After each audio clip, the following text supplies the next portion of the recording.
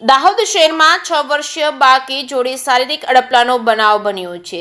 સિદ્દીક ઉર્ફે કાલિયા નામના હવસખોરી સમય બાળકી જોડે કર્યો તો શારીરિક અડપલા.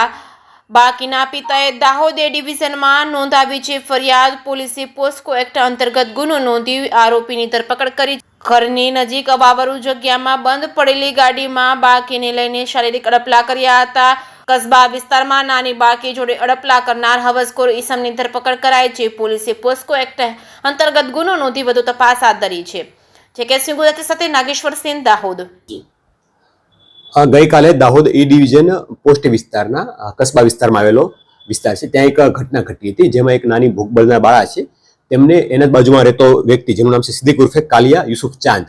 સિદ્દીક કાલિયા દ્વારા એ બાળકીને લઈ જઈ અને ગાડીમાં લઈ જઈ અડપલા કર્યા હતા અને એમની પાસે બીભત્સ વર્તન કરીને અશોભની ભાષાનો ઉપયોગ કર્યો હતો. અને આ બાબતની જાણ પરિવારને થતાં પરિવાર દ્વારા આ વ્યક્તિ વિરુદ્ધ ફરિયાદ દાખલ કરવામાં આવી છે અને ફરિયાદના અન્વયે દાહોદ એ ડિવિઝન પોસ્ટ દ્વારા આ વ્યક્તિની ધરપકડ કરવામાં આવી છે અને કાયદેસરની કાર્યવાહી હાથ ધરવામાં આવેલી છે.